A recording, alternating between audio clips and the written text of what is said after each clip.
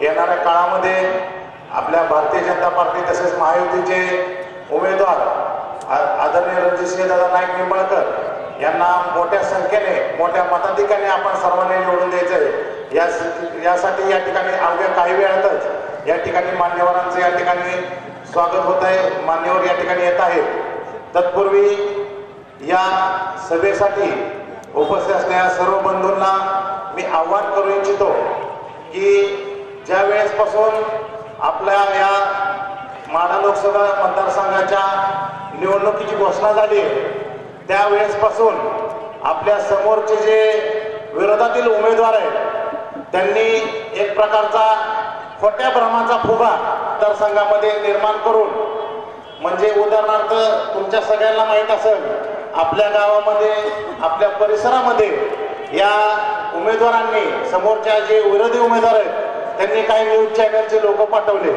व काही report manage केले।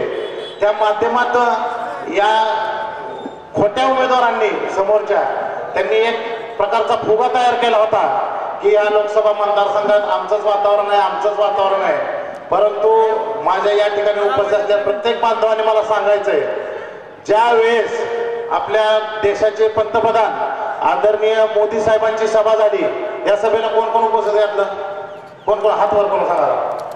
बरोबर आहे, आपण सगळ्यांनी ही सभा प्रत्यक्षात बघितली, बरोबर आहे का? तर ह्या सगळ्या समोरच्या उमेदवारांनी हा जो खोटा फुगा तयार केला होता, हा फुगा फोडण्याचं काम माळशिरसच्या सभेने केलेलं आहे, बरोबर आहे मित्रांनो? त्या सभेला कमीत कमी 2.5 ते 3 लाख सर्व माहितीवरती प्रेम करणारे सर्व नागरिक त्या ठिकाणी उपस्थित होते। तर आपण बघतोय की समोरचे जे उमेदवार आहेत ते प्रत्येक ठिकाणी जातात, आपल्याला खासदार कुठं दिसले का, खासदार आलते का? अरे बाबा, तुला खासदाराचं काम माहिती आहे का? खासदार जर गल्लोगल्ली फिरत बसला तर आज खासदाराला 1000 गाव आहेत मतदारसंघात, कधी खासदार पोहोचणार? तर आपल्या सगळ्यांना एक भ्रमित करण्याचं काम ह्या समोरच्या उमेदवारांनी त्यांनी काय केलं होतं, कशा पद्धतीने झालं हे काम मी तुमच्या सगळ्यांना सांगतो। ज्या वेळेस त्यांच्या लक्षात आलं की भारतीय जनता पार्टीने त्यांना त्यांची लायकी दाखवली, बरोबर आहे, ज्यावेळेस त्यांच्या लक्षात आले की भारतीय जनता पार्टीने त्यांना त्यांची लायकी दाखवली त्यावेळेस त्यांनी त्यांच्या समर्थकांची, समर्थक म्हणजे कोण, जे लालचाटे पडीक बंगला माहिती आहे तुम्हाला, शिवरत्न नावाचा एक पडीक बंगला आहे, त्या बंगल्यावर हुजरेगिरी करायला जाणारे काही गुलाम आहेत, त्या गुलामांची त्यांनी तिथं मीटिंग घेतली आणि त्या माध्यमातून त्यांनी त्या गुलामांचा एक ग्रुप तयार केला, व्हॉट्सअपचा ग्रुप। त्या व्हॉट्सअपच्या ग्रुपच्या माध्यमातून तुम्हाला खरं सांगतो बांधवांनो, ज्या वेळेसपासून हा लोकसभा मतदारसंघ निर्माण झालाय त्यावेळेसपासून सगळ्यात जास्त निधी आपल्या लोकप्रिय उमेदवारांनी या ठिकाणी आणलेला आहे। तर ह्या शिवरत्नावरचे काही गुलाम, आता ते पडीक बंगला झालाय त्याच्या कोण जात नाही, 20-25 जण असते, पण तिथल्या त्या गुलामांनी काय केलं माहिती आहे, एक व्हॉट्सअपचा ग्रुप तयार केला आणि त्या माध्यमातून सोशल मीडियावरती आपल्या एकदम स्वच्छ प्रतिमा असलेल्या उमेदवाराबद्दल काही बाई पसरवायला सुरुवात केली। व्हॉट्सअपवर टाक, फेसबुकवर टाक, अशा पद्धतीने त्यांनी तयार चालू केलं आणि ह्याला आपल्या लोकसभा मतदारसंघातील जनता बळी पडली। पण असू द्या, काय अडचण नाही, सत्य हे थोड्या उशिरा का होईना बाहेर येत असतं। त्याच पद्धतीने ह्यांनी म्हण आहे की सत्य चप्पल घालून बाहेर येऊपर्यंत खोटं गावभर हिंडून आलं असतं, बरोबर आहे? त्याच पद्धतीने ह्यांनी आपल्या लोकसभा मतदारसंघामध्ये प्रचार केला आणि आपल्या उमेदवाराबद्दल काही बाई प्रसवायचं काम त्यांनी केलं, परंतु सत्य जनतेसमोर आलेलं आहे पूर्णपणे। आपल्या सगळ्यांना माहिती आहे पूर्णपणे आपल्या या लोकसभा मतदारसंघातलं वातावरण जे त्यांनी असत्याच्या माध्यमातून या लोकसभा मतदारसंघामध्ये एक वातावरण निर्मिती केली ते पूर्णपणे विरळून जनतेला सत्य कळलेलं आहे। आणि तुम्हाला मी खरं सांगतो की 2014 साली पण आपण मोदींच्या लाटेच्या विरोधात जाऊन यातल्या बऱ्याच जणांनी त्या उमेदवारांना निवडून दिला असेल। 2014 सालच्या दिलं का काही जणांनी, बरोबर, बऱ्याच जणांनी त्या उमेदवारांना निवडून दिला असेल, परंतु मला खरं सांगा बांधवांनो, त्या उमेदवारांना निवडून दिल्यामुळं आपल्या लोकसभा मतदारसंघातला काय विकास झाला का? तरी आपल्या माढा लोकसभा मतदारसंघाचे लोकप्रिय उमेदवार खासदार रणजितसिंहदादा नाईक निंबाळकर, जोरदार टाळ्यांच्या स्वागत गजरात या सगळ्यांचं स्वागत करायचंय। पाठीमागे उभा असलेल्या सर्व बांधवांना विनंती करतो की समोरच्या साईडला येऊन बसून घ्यायचंय.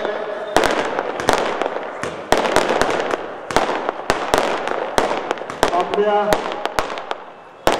भारतीय जनता पक्ष आणि महायुतीचे महाराष्ट्र लोकसभेचे प्रमुख उमेदवार सन्माननीय खासदार रणजित निंबाळकर साहेब यांचं आगमन झालं. त्यांचं हार्दिक स्वागत आम्ही निमित्ताने करत आहोत. पाठीमागे उभे असलेले सर्व कार्यकर्ते आपल्याला विनंती आहे आपण समोर बसायचं आहे.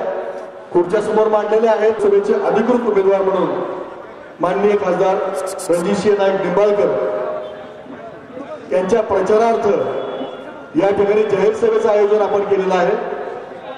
या जाहीर सभेच्या सर्वांना विनंती आहे, कार्यकर्ते पदाधिकारी समोर खुर्च्या आहेत, कृपया आपण समोरून बसावं. कार्यकर्ते आपल्याला विनंती आहे आपण खुर्च्यावरती बसावं.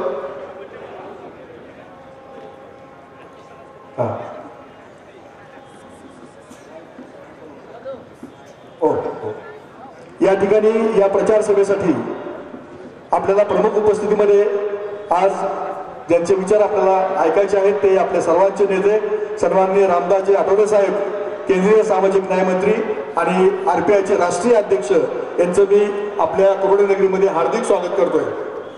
त्याचबरोबर त्यांच्यासोबत सन्माननीय आमदार प्रसादजी लाड साहेब की जे महायुतीचे समन्वयक म्हणून ओळखले जातात संपूर्ण महाराष्ट्रामध्ये, असे महायुतीचे समन्वयक आणि भाजपाचे प्रवक्ते असे प्रसादजी लाड साहेब सुद्धा आपल्याला या ठिकाणी मार्गदर्शन करण्यासाठी आलेले आहेत.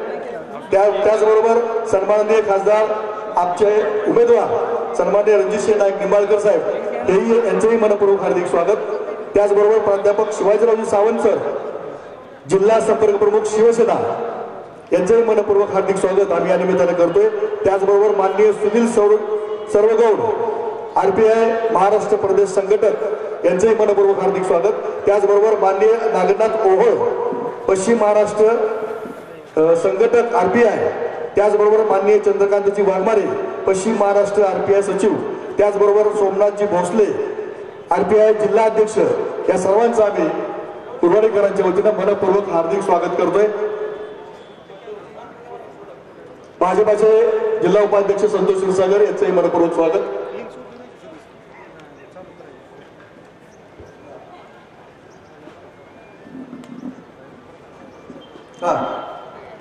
पाठीमागे उभे असलेले कृपया कार्यकर्त्यांना विनंती आहे आपण सर्वांनी समोर यायचं आहे.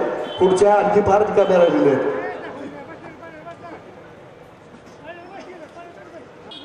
ते सन्मान करतील सन्माननीय बापूसाहेब जगताप, प्रदेश उपाध्यक्ष महाराष्ट्र प्रदेश उपाध्यक्ष RPI आणि आपल्या लोकसभेचे लोकप्रिय असणारे उमेदवार खासदार रणजित नाईक निंबाळकर साहेब, या दोघांच्या शुभ हस्ते या ठिकाणी आठवले साहेबांचा सन्मान आणि सत्कार होतो आहे. मी आठवले साहेबांना विनंती करणार आहे की आपण या सन्मानाचा आपण स्वीकार करायचा आहे.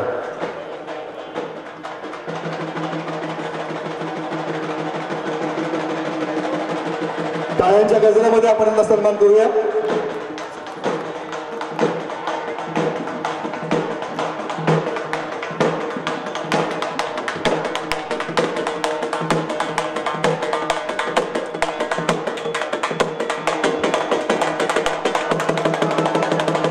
या ठिकाणी लोहजी संघटनेचे सगळे कार्यकर्ते यांचे आगमन झाले, त्यांचंही मनपूर्वक स्वागत. समोर खुर्च्या मांडलेल्या कृपया सर्वांना विनंती आहे आपण समोर बसायचंय. कार्यकर्ते पाठीमागे जे उभे आहेत त्यांना विनंती आहे आपण समोरून बसायचं आहे.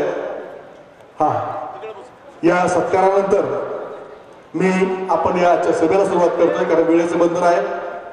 मी या सत्कार समारंभाच्या नंतर या कार्यक्रमाचं या सभेचं प्रस्तावित करण्यासाठी मी निमंत्रित करतोय माननीय प्राध्यापक रवींद्र ननवरे सर.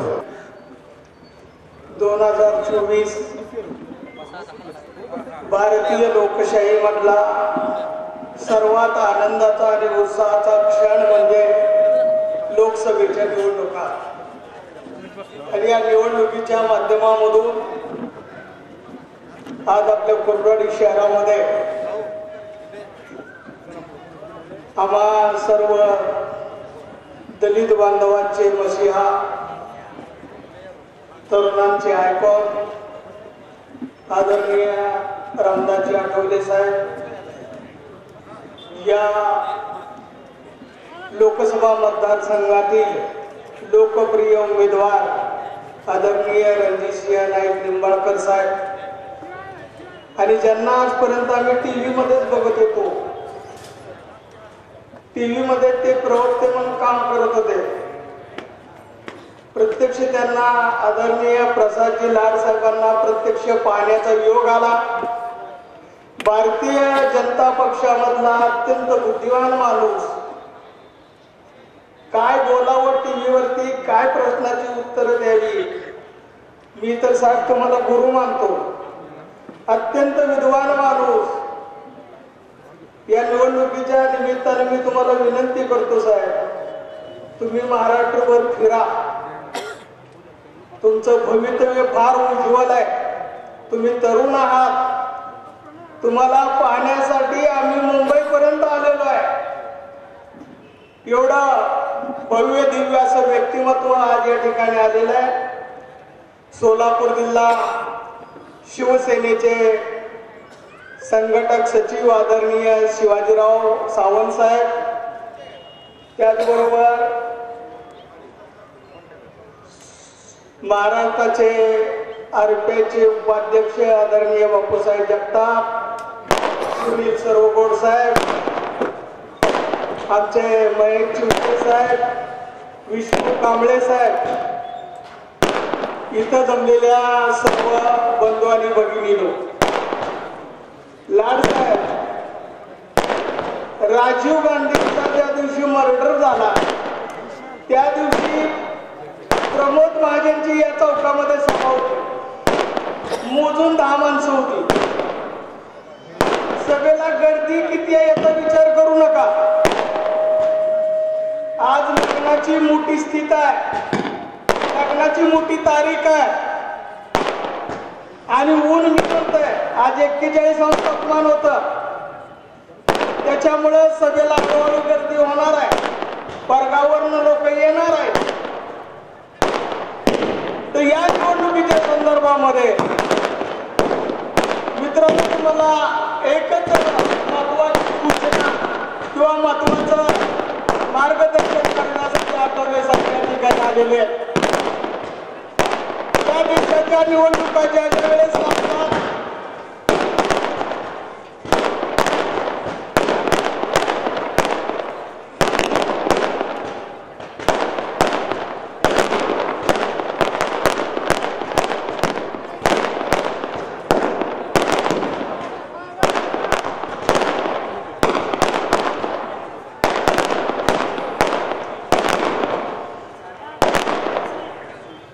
या देशाच्या निवडणुका ज्या ज्या वेळेस लागतात त्या त्यावेळेस विरोधकाचं पहिलं काम आहे, भारताचं संविधान धोक्यात आहे, भारतीय जनता पक्ष भारताचं संविधान बदलणार आहे, या देशामध्ये पुन्हा मनूचं राज्य येणार आहे, या देशामध्ये संविधान बदलून मनूचा कायदा येणार आहे.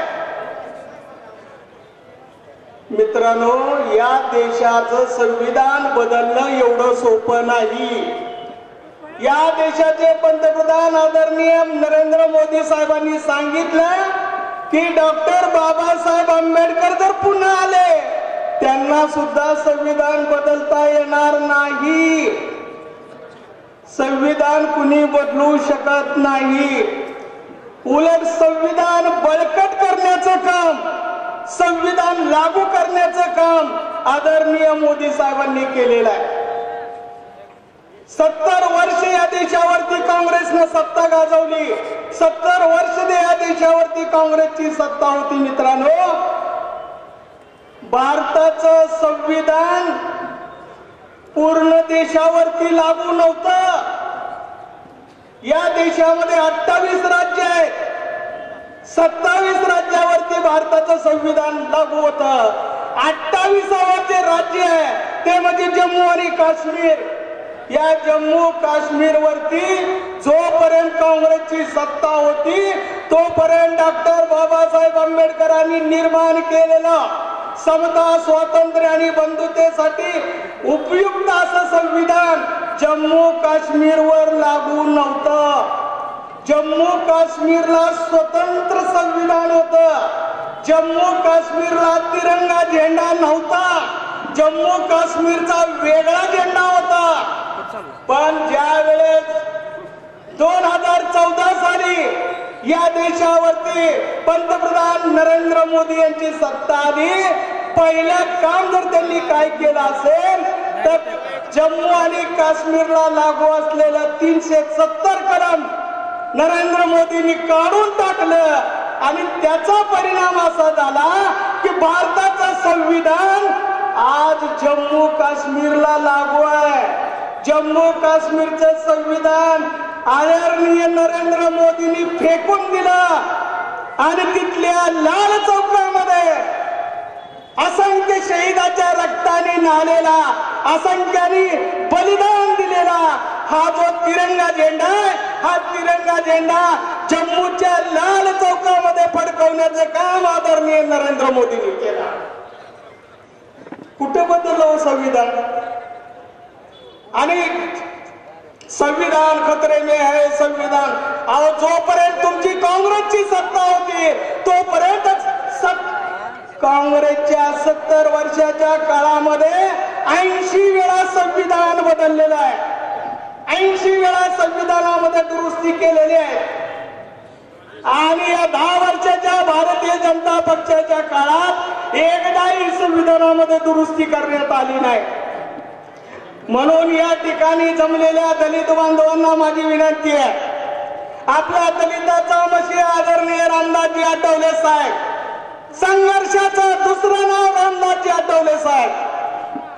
या रामदासजी आठवले साहेबांनी भारतीय जनता पक्षाला पाठिंबा दिला, भारतीय जनता पक्षाबरोबर युती केली. भारताच्या इतिहासामध्ये डॉक्टर बाबासाहेब आंबेडकरांनंतर RPIचा दलिताचा एकही महाराष्ट्रातला केंद्रामध्ये मंत्री होऊ शकला नाही. डॉक्टर बाबासाहेब आंबेडकरांनंतर भारतीय जनता पक्षाने डॉक्टर बाबासाहेब आंबेडकरांनी या देशावरती केलेल्या उपकाराची जाण ठेवून आदरणीय रामदासजी आठवले साहेबांना केंद्रामध्ये मंत्री केला. मला सांगा, दलिताच्या बाजूने भाजप आहे का काँग्रेस आहे? काँग्रेसने काय केलं मित्रांनो? या देशाची पहिली निवडणूक, लोकसभेची पहिली निवडणूक 1951 ते 52, तुम्हाला 2 वर्ष कधी 4 महिने ही निवडणूक चाललेली आहे. पहिली निवडणूक होती. आणि या पहिल्या निवडणुकीमध्ये ज्यांनी भारताला संविधान दिलं, ज्यांनी भारताला समतेच्या मार्गावरती नेण्याचा प्रयत्न केला, त्या आदरणीय डॉक्टर बाबासाहेब आंबेडकर मुंबईच्या उत्तर मध्य मुंबई या मतदारसंघामधून डॉक्टर बाबासाहेब आंबेडकर उभा होते. देशामध्ये 548 जागा आहेत मित्रांनो. संसद ज्याच्या संविधानावर लोकसभा उभा आहे, ज्याच्या संविधानावर हा देश उभा आहे, डॉक्टर बाबासाहेब आंबेडकरांचा 1951-52च्या निवडणूक, सार्वजनिक निवडणुकीमध्ये या महामानवाचा, या दलिताच्या मशिहाचा पराभव करण्याचं काम या नीच काँग्रेसवाल्यांनी केलेलं आहे. आणि आज ती म्हणतात संविधान धोक्यामध्ये आहे. बाबासाहेबांना संसदेत जाऊ दिलं नाही. त्याच्यानंतर 2च वर्षांनी 1954ला विदर्भामधल्या भंडारा या ठिकाणी पोटनिवडणूक लागली. आणि या पोटनिवडणुकीमध्ये बाबासाहेब पुन्हा पोटनिवडणुकीला उभा राहिले. तर या पोटनिवडणुकीमध्ये सुद्धा काँग्रेसवाल्यांनी डॉक्टर बाबासाहेब आंबेडकरांचा पराभव केला. भंडाऱ्यामधल्या जनतेमध्ये अजूनही या प्रफुल्ल पटेलाच्या घराण्याविषयी राग आहे. प्रफुल्ल पटेलाच्या बापानी डॉक्टर बाबासाहेब आंबेडकरांचा पराभव करण्यासाठी, उद्योगपती आहे माणूस, डॉक्टर बाबासाहेब आंबेडकरांचा पराभव करण्यासाठी प्रफुल्ल पटेलाच्या बापाने पैसे वाटले. म्हणून जोपर्यंत रामदासजी आठवले साहेब आणि शरद पवार यांची युती झाली नाही तोपर्यंत एकदाही भंडाऱ्याच्या जनतेने या पटेलाला निवडून येऊ दिलं नाही. प्रत्येक वेळेस प्रफुल्ल पटेलाचा पराभव झालेला आहे आणि ज्या वेळेस शरद पवार आणि आठवले साहेब यांच्या पक्षाची युती झाली, आठवले साहेबांनी तिथं होम टू होम प्रचार केला, तेव्हा या प्रफुल्ल पटेलाला संसद बघायला मिळालेली आहे. एवढा नीच मन या विरोधकांनी आणि काँग्रेसवाल्यांनी केलेला आहे आणि त्यांना आता बाबासाहेबांचा पुळका आलेला आहे. बाबासाहेबांचं संविधान डोक्यामध्ये आहे. अहो उलट या देशामध्ये लाड साहेब या देशामध्ये डॉक्टर बाबासाहेब आंबेडकरांना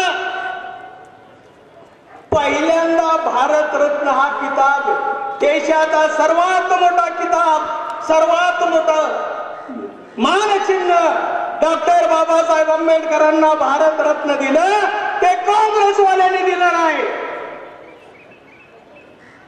ज्या व्हीपी सिंगच्या सरकारमध्ये ज्यांना भारतीय जनता पक्षाचा पाठिंबा होता, व्हीपी सिंगच्या सरकारला भारतीय जनता पक्षाने सांगितल्यानंतर मदत केल्यानंतर व्हीपी सिंग आणि डॉक्टर बाबासाहेब आंबेडकरांना भारतरत्न किताब दिला आणि आता काँग्रेसवाल्यांना डॉक्टर बाबासाहेब आंबेडकरांचा पुळका आलेला आहे. भारतीय जनता पक्षाने लंडन मध्ये ज्या ठिकाणी डॉक्टर बाबासाहेब आंबेडकर शिकायला होते त्यात लंडन मधलं घर डॉक्टर बाबासाहेब आंबेडकर ज्या ठिकाणी शिकत होते ते लंडन मधलं घर भारतीय जनता पक्षाने आदरणीय देवेंद्र फडणवीस साहेबांनी 7 कोटी रुपयाला विकत घेतलं आणि ही संपत्ती माझ्या देशाची संपत्ती आहे, माझ्या देशाची संपत्ती आहे. भारतरत्न भारतीय जनता पक्षाच्या सहकार्यानं डॉक्टर बाबासाहेब आंबेडकरांचं लंडन मधलं मेमोरियल भारतीय जनता पक्षाच्या सहकार्यानं इंदू मिलमध्ये डॉक्टर बाबासाहेबांचं जे मोठं स्मारक व्हावं लागलेलं आहे त्याच्यासाठी आदरणीय आमच्या आठवले साहेबांनी जीवाची बाजी लावली, रक्ताचं पाणी केल्या प्रसंगी रस्त्यावर उतरले. ते स्मारक सुद्धा आज भारतीय जनता पक्षाच्या सहकार्यातून 100-150 कोटी रुपये भारतीय जनता पक्षाने त्याला दिले. मग मला सांगा तुम्ही भारतीय जनता पक्ष दलितांच्या विरोधात आहे का? डॉक्टर बाबासाहेब आंबेडकरांच्या विरोधात आहे का? डॉक्टर बाबासाहेब आंबेडकरांचा गौरव करण्याचं काम या भारतीय जनता पक्षाने केलेलं आहे. तर माझी तुम्हाला एवढीच विनंती आहे मित्रांनो, डॉक्टर बाबासाहेब आंबेडकरांचा झालेल्या पराभवाचा जर आपल्याला बदला घ्यायचा असेल तर या उद्याच्या 24 तारखेला डॉक्टर बाबासाहेब आंबेडकरांना डोळ्यापुढे ठेवा आणि कमळाचं बटन दाबा आणि आपला बदला पूर्ण करा. एवढी विनंती करून मी माझे 4 शब्द संपवतो. जय हिंद, जय महाराज, जय भीम. यानंतर मी मनोगत व्यक्त करण्यासाठी सौभाग्यवती प्रतीक्षाताई गोपने, माढा तालुका महिला भाजप अध्यक्ष यांना विनंती करतोय, आपण आपलं मनोगत अगदी थोडक्यामध्ये व्यक्त करायचं आहे. धर्मवीर छत्रपती संभाजी महाराज ज्यांच्या विचारातून स्वराज्य निर्मिती झाली अशा राजमाता राष्ट्रमाता जिजाऊ ज्यांनी लिहिलेल्या संविधानावर आजही भारतीय राज्यव्यवस्था चालते असे भारतीय राज्यघटनेचे शिल्पकार डॉक्टर बाबासाहेब आंबेडकर यांना वंदन करते आणि मी माझे मनोगत व्यक्त करते. आदरणीय व्यासपीठावर उपस्थित असलेले केंद्रीय सामाजिक न्याय मंत्री रामदासजी आठवले साहेब, तसेच आपले प्राध्यापक शिवाजीराव सावंत साहेब, तसेच महायुतीचे आपले फिक्स खासदार, महायुतीचे उमेदवार आपले रणजितदादा नाईक निंबाळकर साहेब. खरं तर दादा तुमची एक खासियत आहे की दादा तुम्हाला सगळे पाणीदार खासदार म्हणतात. पाणीदार खासदार का म्हणतात तर तुम्ही सांगोला तालुक्याला एक जीवनदान दिले. जीवनदान हा शब्द मी मुद्दाम वापरते दादा कारण पाणी म्हणजे जीवन आहे आणि तुम्ही सांगोला तालुक्याला पाणी दिले कारण सांगोला तालुका एक असा तालुका होता की जिथं वर्षाचे 12 महिने कायम पाण्याचा प्रश्न असायचा. परंतु दिलं. एवढंच नाही तर बारामतीशी 2 हात करून दादा तुम्ही माळशिरस आणि फलटण तालुक्याला त्यांच्या हाताचंही पाणी मिळवून दिलं. दादा, आम्ही सगळी जनता तुमच्या पाठीशी आहे आणि तुम्ही आपले भारताचे प्रधानमंत्री आदरणीय मोदी साहेब यांच्या माध्यमातून जी विकास कामे करतायत ती आम्हाला समोर दिसत आहेत. दादा, तुम्ही नगर सोलापूर हायवे तिथला प्रश्न सतत मांडून तिथं ऍक्सिडेंटचे खूप मृत्यू झाले, परंतु तिथं तुम्ही 1200 ते 1300 कोटीचा निधी आणून तिथलं काम तुमच्या माध्यमातून चालू आहे. तसेच प्रत्येक तालुक्यात रेल्वेला थांबाही दादा तुमच्या माध्यमातून मिळाला आहे. त्यामुळे आम्ही दादा तुमच्या पाठीशी भक्कमपणे उभे आहे. आमच्या महिला भगिनींसाठी आमचा भाऊ आमच्या पाठीशी कायम उभा राहावा एवढी अपेक्षा करते. आणि आपल्या सर्वांना तर माहिती आहे की गेल्या काही दिवसांमध्ये सोलापूरमध्ये 3 दिग्गज नेते एकत्र आले होते. ते 3 दिग्गज नेते कोणासाठी एकत्र आले होते आपल्या सर्वांना माहिती आहे. ते फक्त आणि फक्त आपला परिवार मोठा करण्यासाठी आणि स्वतःच्या मुलांना मोठं करण्यासाठी एकत्र आले होते. परंतु मोदी साहेब हे एकमेव नेतृत्व असं आहे की ते तुमच्या आमच्यासाठी काम करते. ते विकास आपण जे बटन दाबल ते फक्त मोदी साहेबांसाठी आपल्या देशाच्या विकासासाठी जाईल एवढंच लक्षात ठेवून येईल त्या 7 तारखेला आपण कमळ चिन्हासमोरील बटन दाबून आपले लाडके खासदार रणजितदादा निंबाळकर यांना पुन्हा एकदा निवडून देऊयात. आणि दादा, मी सर्वांच्या साक्षीने इथे एक सांगू इच्छिते की हे जे लोक म्हणतायत दादा पडणार आहेत, पण मी ग्वाही देते दादा पडणार नाहीत तर दादा येणार, दादा बोलणार आणि दादा जिंकणार. एवढं बोलते आणि थांबते. जय भीम. माढा लोकसभा मतदारसंघाचे खासदार आदरणीय रणजित नाईक निंबाळकर साहेब, आमचे लहानपणाचे मित्र, या नगरीचे माजी उपनगराध्यक्ष आदरणीय बापूसाहेब जगताप, या विचारमंचावरील सर्वच मान्यवर, शिवाजीराव सावंतसाहेब, बाकी सर्वच आणि उपस्थित मित्रांनो, येत्या 7 तारखेला आपल्याला कमळाचं बटन दाबायचंय. त्यासाठी आदरणीय आठवले साहेब आपल्याला आवाहन करण्यासाठी आले. आपल्याला कमळाला का मदत करायची, का बटन दाबायचंय, आपल्याला रणजित सिंह दादांना का पुन्हा एकदा संसदेत पाठवायचंय. कारण देशाचे कणखर पंतप्रधान आदरणीय मोदी साहेबांनी जे काम केलंय या 10 वर्षात ते काम यापूर्वी कधी झालं नाही. आणि म्हणून आपल्याला आदरणीय मोदी साहेबांचे हात बळकट करण्यासाठी, आदरणीय आठवले साहेबांचे हात बळकट करण्यासाठी आपल्याला रणजित सिंह दादांना आपल्याला संसदेत पाठवायचं. मित्रांनो, या मतदारसंघातला जो विरोधक आहे त्या विरोधकानं परवा एक स्टेटमेंट दिलं. माळशिरस मतदारसंघ साहेब राखीव मतदारसंघ आहे आणि गेल्या 2 टर्म पासून तिथं 2 वेगळे उमेदवार उभे करून त्यांना निवडून आणायचं काम आम्ही केलं. अशा पद्धतीची वल्गना त्या ठिकाणी केली. हनुमंतराव डोळस साहेबांना काय त्रास झाला त्यांना माहित आहे. त्यानंतर आमचे राम सातपुते साहेब जे आता लोकसभेला खासदार आहेत त्यांना काय त्रास झाला ते त्यांना माहित आहे. परंतु हा उमेदवार तिथं सांगतो की बाबा रे, आम्हाला या मोठ्या दादांनी सांगितलं आणि तुला एका रात्रीत आम्ही आमदार केलं. माझ्या या सगळ्या दलित बहुजन समाजाला विनंती आहे, त्यांनी विचार करायची गरज आहे. जर एका रात्रीत यांना आमदार केला असेल तर तुम्हाला माळशिरस तालुक्यातला दलित कार्यकर्ता, दलित चळवळीतला कार्यकर्ता चालत नव्हता का? तुम्हाला तिथं आमचा खंडागळे चालत नव्हता का? तुम्हाला आमचा तिथं जिल्हा परिषद सदस्य सुहास गाडे चालत नव्हता का? तिथं तुम्हाला आमचा किरण साठे चालत नव्हता का? तुमची मानसिकता अशी आहे की त्या भागातला दलित तिथं मोठा होऊ द्यायचा नाही, कारण जर तो दलित मोठा झाला तर तो तुमच्या बोकांडी बसेल, म्हणून तुम्ही आहे ना आमच्या माणसाला तिथं आमदार करू शकला. आणि पुन्हा सांगता की हे पार्सल तुम्हाला परत बीडला पाठवायचंय.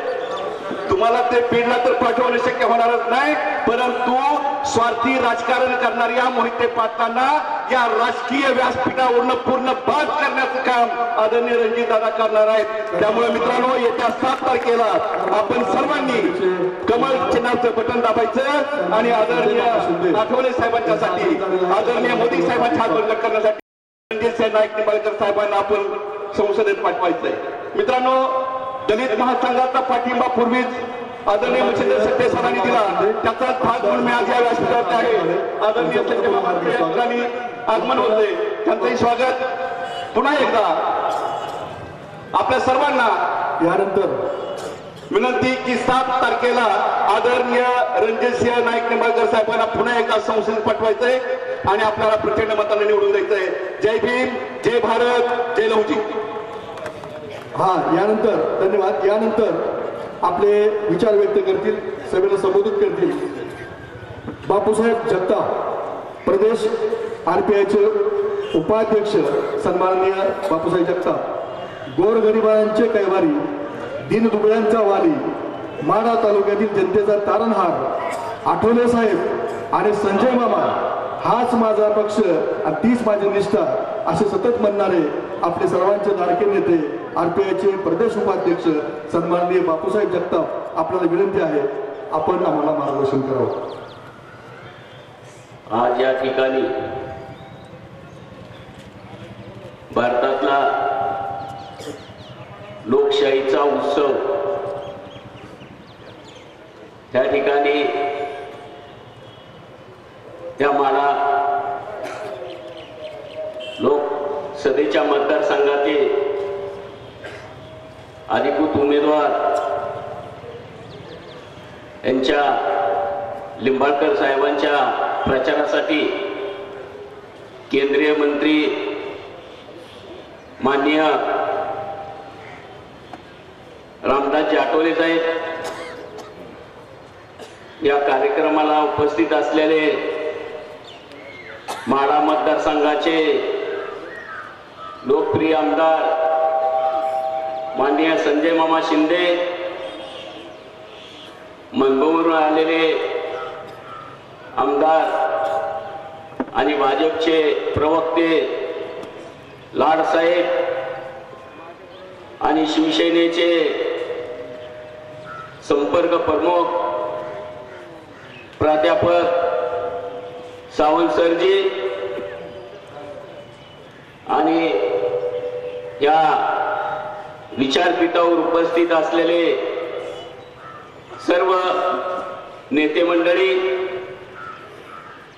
आणि माझ्या समोर बसलेल्या बंधूंनो आणि सुज्ञ मतदार बंधूंनो आणि बहिणींनो, की आज या महाराष्ट्रामध्ये गेल्या 1 महिन्यापासून हा निवडणुकीचं वातावरण चालू आहे। तरी या माढा लोकसभे मतदारसंघाचे उमेदवार नाईक साहेबजी आज या ठिकाणी त्यांचा हा खोट्या अगदी प्रचार समोरच्या उमेदवार आणि शरद पवार राष्ट्रवादीच्या पक्षानं मित्रांनो की या मतदारसंघाचा विकास झाला नाही, त्या मतदारसंघामध्ये काम केलेलं नाही। परंतु मला सांगायचंय की लोकसभेची गेल्या वेळेस निवडणूक झाली आणि त्यांचा काळ पूर्ण जवळजवळ 2.5 वर्ष ते करोनामध्ये गेले। त्या करोनामध्ये अशी भयंकर आपल्यावरती एवढं मोठं संकट आलं आणि त्या संकटाला तोंड देता देता आपले लोक, कोण घरचा माणूस गेला तर त्याचं तोंड कधी बघायला मिळालेलं नाही। अशा कामामध्ये ते काम इथल्या मतदारसंघामधले काही झालेलं नाही, परंतु त्यांना 2.5 वर्ष मिळाले। त्या 2.5 वर्षामध्ये त्या मतदारसंघातून जेवढे काही कामं झालेले आहेत आणि आमच्या कुरवाडीचा प्रश्न म्हणजे रेल्वे वर्कशॉपचा प्रश्न असेल, उड्डाणपुलाचा प्रश्न असेल, चिंकिलचा प्रश्न असेल, MIDCचा प्रश्न असेल, हे मार्गी लागलेलं आहे मित्रांनो. गेल्या 4 महिन्याखाली ते 5 महिन्याखाली 100 कोटी या रेल्वे वर्कशॉपला त्यांनी आणलेले आहे. आणि आठवले साहेबांनी बरंच काम केलेलं आहे, चिंकिलसाठी केलेलं आहे. हा वर्कशॉपच त्या आठवले साहेबांनी या ठिकाणी प्रयत्न करून थांबवलेला आहे मित्रांनो. आणि या भागामधला उड्डाणपूल आम्ही परवाच बघितलं.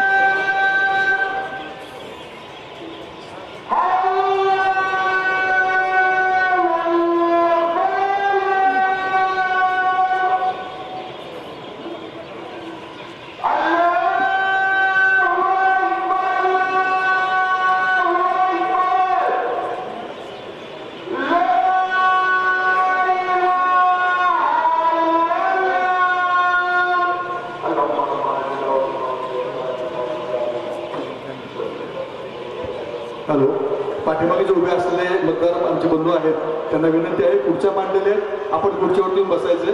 सर्वांना विनंती आहे, खुर्च्या मांडलेल्या आहेत, खुर्चीवरती बसा.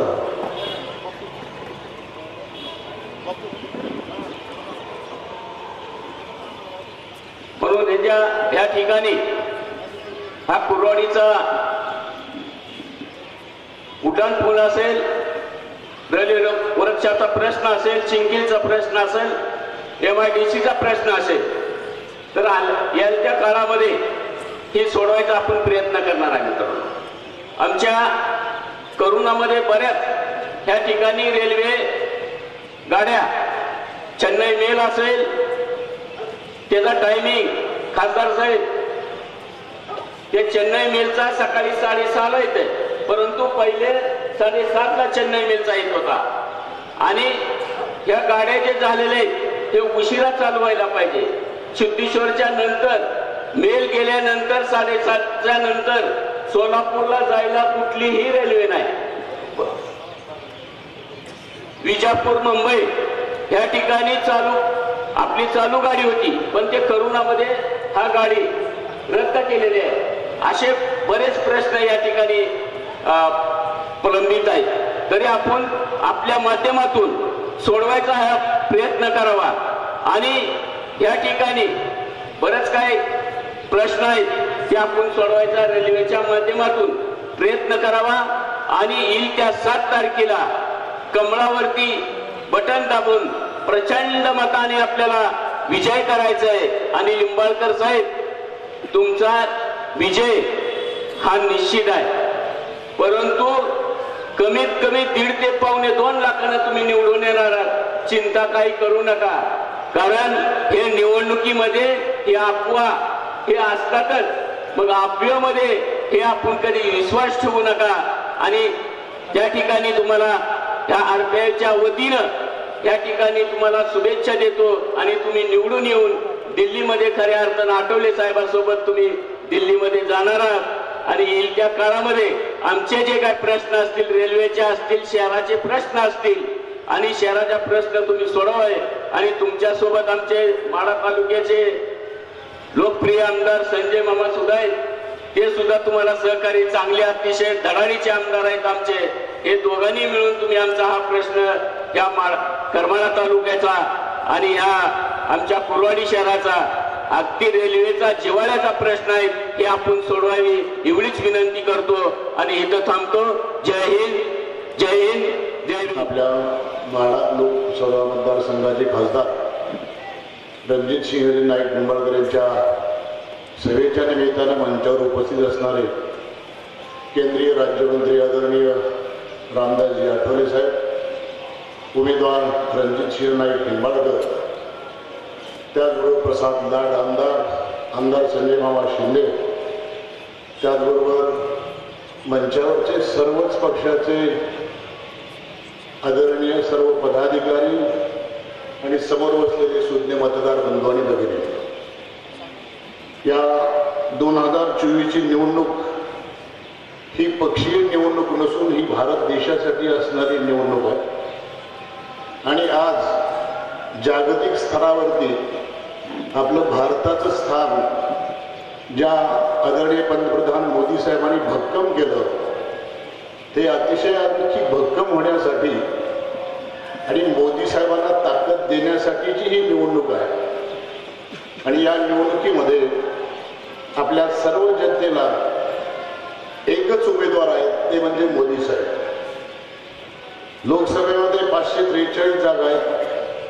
त्या 543 जागेपैकी इतर पक्षांनी काँग्रेस पक्षानं फक्त 230 जागा उभा केल्या आहेत संबंध देशभर आणि मग त्यांचे बरोबरचे बाकीचे मित्रपक्ष ज्यांना स्वतःच्या पक्षाबद्दल खात्री नाही की आपल्या 543 जागा उभा करू शकत नाही आणि अशा पक्षाला देशामध्ये सर्व लोकांनी कुठल्या स्थानावरती नेऊन ठेवले, ज्यांनी 60 वर्षामध्ये 60-70 वर्षामध्ये भारत देशासाठी काही ताकदीचं काम केलेलं नाही, त्या पक्षाला संबंध भारतातल्या जनतेनं त्यांनी त्यांच्या जागेवरती पोहोचवलेलं आहे. आणि इतर ही निवडणूक देशाची असल्या करणार या निवडणुकीमध्ये हे बाकीचे पक्ष आहेत, बाकीचे नेते मंडळी त्या गल्लीबोळातल्या पुढाऱ्यांच्या विषयी तर मी काय बोलणार नाही. कारण आपल्या सर्वांना एक विनंती करतो फक्त या माध्यमातून, देश इतका सशक्त आणि बलवान करायचा असेल आणि मोदी साहेबांना त्यासाठी ताकद द्यायची असेल, आपण प्रत्येक घरात सैनिक तर पाठवू शकत नाहीच, परंतु आपण आपलं प्रत्येकाचं एक मत या भारत देशाला बलदंड बनवू शकतो. आणि आज जगामध्ये आपली ताकद वाढवण्यासाठी आणि जागतिक लेवलवरती मोदी साहेबांना बळ देण्यासाठी आपण सर्वांनी येत्या 7 तारखेला कमळाच्या समोरचं बटन दाबून प्रचंड बहुमताने विजयी करायचं आहे. माढा आणि करमाळा मतदारसंघामध्ये असेल, मी आठवले साहेबांच्या आणि सर्व उमेदवारांच्या सगळ्यांच्या समोर सांगतो, शिंदे आणि सावंत हे दोन्ही गट एकत्र आल्यानंतर, कारण 2 तालुक्यातले राजकारणी 2 प्रमुख गट माढा तालुक्यामध्ये आहेत, ते एकत्र आल्यानंतर प्रत्येक गावातून लीड हा मिळायलाच हवा. तसं काम सर्व कार्यकर्त्यांनी करावं, कोणाच्याही भूलथापेला बळी पडू नये. या निमित्तानं मी आपल्या सर्वच पक्षाच्या कार्यकर्त्यांना विनंती करत आहे, आपली निवडणूक नंतरची असेल ती पुढची आपल्या आपण विचाराची लढाई ते नंतर बघूच, पण सध्याची निवडणूक ही देशासाठी असणारी निवडणूक आहे. त्यामुळे या 7 तारखेला आपल्याला कमळाच्या समोरचं बटन दाबून आदरणीय रणजितसिंह नाईक निंबाळकर यांना प्रचंड मताने विजयी करावं आणि देश सशक्त आणि बलवान होण्यासाठी आपलाही सिंहाचा वाटा त्यामध्ये असावा एवढी विनंती करतो आणि इथं थांबतो. जय हिंद, जय महाराष्ट्र. धन्यवाद सर.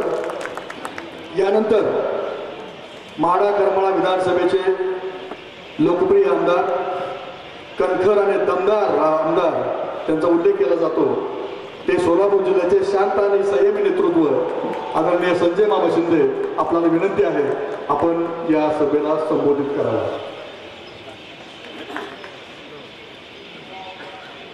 43 माढा लोकसभा मतदारसंघाचे महायुतीचे उमेदवार आदरणीय आमचे मित्र रणजितदादा नाईक निंबाळकर साहेब यांच्या प्रचारार्थ होत असलेल्या जाहीर सभेच्या निमित्तानं आवर्जून आपल्या सगळ्यांना मार्गदर्शन करण्यासाठी उपस्थित असलेले देशाचे केंद्रीय राज्यमंत्री, आपल्या सर्वांचं एक आदराचं स्थान आदरणीय रामदासजी आठवले साहेब, व्यासपीठावरती उपस्थित प्रसादजी लाड साहेब, शिवसेनेचे जिल्हा प्रमुख आदरणीय शिवाजीराव सावंत सर, सुनीलजी सर्वगोर, सोमनाथजी भोसले, बापूसाहेब जगताप, नवनाथ ओहोळ, चंद्रकांत वाघमारे, महेशजी चिवटे, दत्ताजी काकडे, अरविंद पवार, प्रकाशअण्णा गोळे, अमरकुमार माने, जगन्नाथ बापू क्षीरसागर, रवींद्र नाना, व्यंकटेश पाटील, कैलास गोरे, संजय बागर, सूर्यकांतदादा गोरे, यासिन अहमद, आयुब मुलानी सर, कार्तिक मुलानी सर, युसुफ दाळवाले, पतिताई गोरे, उमेश पाटील, जयवंत पोळ, दद्दू खरात, योगेश पाटील, बाबासाहेब गवळी, निवृत्ती गोरे, अर्जुनराव बागर, मोहसिन मखनू, कैलास कांबळे या निमित्तानं महायुतीच्या घटक पक्षाचे असलेले सन्माननीय सर्व कुणाचं चुकून नाव घ्यायचे या ठिकाणी महेशजी चिवटे साहेब आहेत. महायुतीच्या घटक पक्षाचे सन्माननीय सर्व व्यासपीठावरचे पदाधिकारी, या सभेच्या निमित्तानं उपस्थित असलेले उपस्थित वडीलधारी बंधू, तरुण मित्र, पत्रकार बंधू, उद्याच्या 7 तारखेला होणार 43 लोकसभा निवडणुकीचे उमेदवार आदरणीय रणजितदादा नाईक निंबाळकर यांच्या प्रचारासाठी त्या ठिकाणी आठवले साहेब आले, त्याबद्दल आपल्या सगळ्यांच्या वतीनं प्रथमतः त्यांचं मनपूर्वक स्वागत करतो. या निमित्तानं आदरणीय रणजितदादांना उद्याच्या 7 तारखेला त्यांच्या कमळाच्या चिन्हावरती निवडून द्यावं अशा प्रकारची विनंती आपल्या सगळ्यांना या ठिकाणी करतो. या निमित्तानं बोलत असताना लोकसभेची निवडणूक रणजितदादा आणि मी मागच्या वेळेचे समोरासमोर लढलो. आठवले साहेब, आम्ही एकमेकाच्या विरोधात निवडणूक लढलो. मागची निवडणूक आम्ही एकमेकाच्या विरोधात लढलो होतो 2019ची, पण त्याच्या मागची भूमिका तुम्हाला सगळ्या मंडळींना माहिती आहे की आम्ही पहिल्यापासून विचारानं एकत्र काम करणारा एक ग्रुप होता आणि त्याच्या मागची भावना होती की सोलापूर जिल्ह्यातल्या प्रस्थापितांच्या विरोधामध्ये एक तिसरी आघाडी म्हणून आम्ही सगळी मंडळी काम करत होतो. आणि त्यातून आमचं असं साधारणतः गणित होतं की कसल्या हद्दीमध्ये या जिल्ह्यामध्ये 25-30 वर्षाच्या कालखंडामध्ये ज्यांनी सत्ता उपभोगली आणि या जिल्ह्यातल्या सामान्य माणसावरती, संस्थांवरती अन्याय केले आणि एक वेगळ्या पद्धतीचं राजकारण केलं आणि ते मोडून काढण्यासाठी म्हणून आमच्या दोघांचं ठरलं की बाबा दोघं दोन्हीकडनं लढू, ज्याच्या नशिबानं कोण येईल ती येईल, पण ही व्याधी एकदा बाजूला करू. आणि ह्या भावनेचं आज आपण पाहतो की बाबा अवस्था काय त्या सगळ्या मंडळींची झाली की आज मी तिकीट रणजितदादालाही द्यायला सगळे पक्ष तयार आहेत किंवा दादांनाही प्रेफरन्स आहेत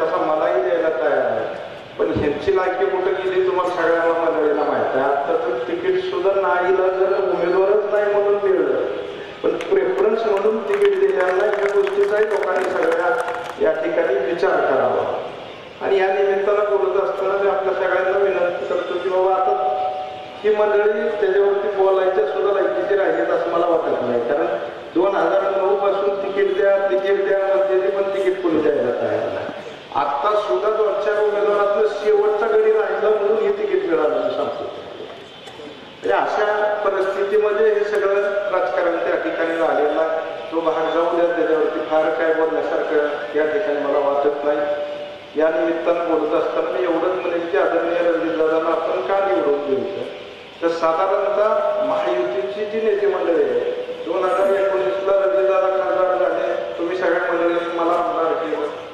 दुर्दैवानं कोविड सारखं संकट आलं, त्यामध्ये सरकारची केंद्र सरकारची 2 वर्ष गेली, राज्य सरकारची 2 वर्ष गेली. त्यानंतर राज्य सरकारमध्ये काय घडामोडी झाल्या आणि कार्यकाल तसा कमी आपल्याला काम करायला मिळाला. तरी सुद्धा महायुतीची जी नेते मंडळी आहे, मग आदरणीय एकनाथ शिंदे साहेब असतील, आदरणीय फडणवीस साहेब असतील, आदरणीय आमचे नेते अजितदादा असतील, यांच्या माध्यमातून जो काय कालखंड त्या ठिकाणी मिळाला त्यातून या मतदारसंघाच्या विकासासाठी आपल्या अपेक्षेपेक्षा सुद्धा चांगल्या पद्धतीचं सहकार्य त्या ठिकाणी झालं. आणि त्यामध्ये कोरवाडीमध्ये तर प्रचंड मोठ्या प्रमाणामध्ये आदरणीय दादा राज्य शासनाचे पैसे मिळाले. विशेषतः रस्ते, गटारी आणि ठोक अनुदानातले जवळजवळ 100-110-15 कोटीच्या आसपास त्या ठिकाणी पैसे त्या ठिकाणी मिळाले. तुम्ही खासदार म्हणून या परिसरातले जे केंद्रीय पातळीवरचे विषय होते, मग त्यामध्ये रेल्वे कारखाना असेल, रेल्वे कारखान्याचं विस्तारीकरण असेल, आदरणीय आठवले साहेबांच्या मदतीनं त्या ठिकाणी चांगल्या पद्धतीचं सहकार्य तुम्ही केलं. रेल्वे भुयारी मार्गाच्या बाबतीत काम प्रगतीपथावर आहे.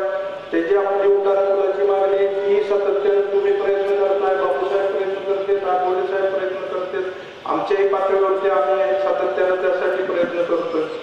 याही गोष्टीचा या ठिकाणी विचार करणं गरजेचं आहे.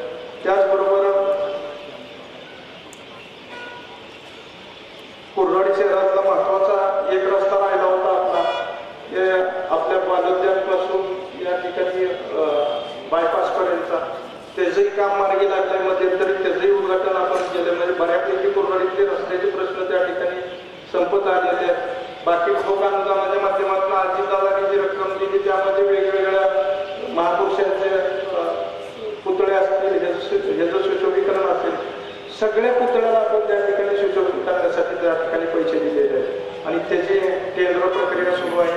त्यामुळं कोरवाडीच्या चौफेर विकासासाठी अतिशय चांगल्या पद्धतीनं सहकार्य राज्य शासनाचंही मिळालेलं आहे. केंद्राच्या माध्यमातून आपणही चांगल्या पद्धतीनं सहकार्य करताय आणि याची जाण करमाळा आणि माढा विधानसभा मतदारसंघातल्या सगळ्या लोकांना आहे. या ठिकाणचे पाण्याचे प्रश्न असतील, विजेचे प्रश्न असतील, हे सोडवण्यामध्ये आदरणीय अजितदादा असतील, फडणवीस साहेब असतील, या सगळ्या मंडळींचं अतिशय चांगल्या पद्धतीचं सहकार्य मिळालेलं आहे. त्यामुळं जसं सावंत सरांनी सांगितलं किंवा करमाळ्यामध्ये माढ्यामध्ये जे पारंपरिक आम्ही सावंत कुटुंबीय आणि शिंदे कुटुंबीय गेली जवळजवळ 20 वर्ष एकमेकाच्या विरोधात लढतोय आणि हे दोन्ही कुटुंब या ठिकाणी आपल्या पाठीमागे खंबीरपणे उभा आहे. त्यामुळे कोणीही काय म्हणलं तरी चांगल्या पद्धतीचा लीड माढा आणि करमाळा तालुक्यामधून त्या ठिकाणी मिळून येईल. करमाळा तालुक्याची परिस्थिती बघितली तर त्याही ठिकाणी आम्ही आणि रश्मी वागत दिदी त्या दोघं आम्ही एकमेकाच्या विरोधात लढलेले मंडळी होतो. तरी सुद्धा या ठिकाणी तुमच्या मागे आम्ही दोघांचीही ताकद उभा करतोय.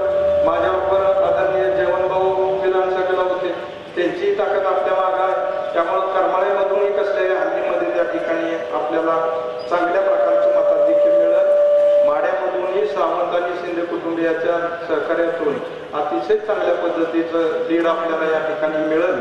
त्यामुळे तुम्ही निश्चिंत असा की 7 तारखेला तुम्ही कसल्याही परिस्थितीमध्ये अतिशय बापूसाहेबांनी सांगितल्याप्रमाणे चांगल्या मताने उद्या दुसऱ्यांदा खासदार म्हणून आपण त्या ठिकाणी जावं आणि या तालुक्याचे, या परिसराचे जे केंद्रीय पातळीवरती असणारे विषय आहेत त्यामध्ये आतापर्यंत त्या पद्धतीनं सहकार्य केलं तशाच पद्धतीनं सहकार्य आपण करा एवढीच अपेक्षा या निमित्तानं व्यक्त करतो. तुम्हा सगळ्यांना या ठिकाणी विनंती करतो की उद्याच्या 7 तारखेला कमळाच्या चिन्हावरती आपलं बहुमत अशा प्रकारचं मत द्या आणि रणजितदादाला एवढंच आपल्याला सांगतो आणि मी माझी रजा घेतो. जय हिंद, जय महाराष्ट्र.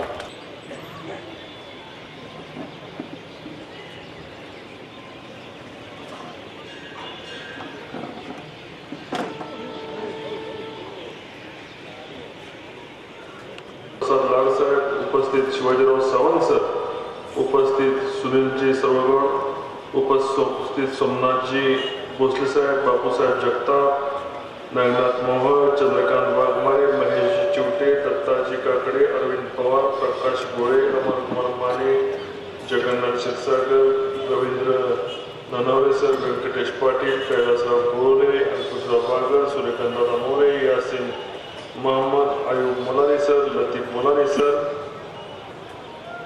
युसुफ ढोळवले, स्वातिताई गोरे, उमेश पाटील, जयवंतराव पोळ, योगेश पाटील, दहू खरात, बाबासाहेब गवळी, निवृत्ती गोरे, अर्जुनराव बागल, मोहसिन मखनू, कैलास खंडागळे.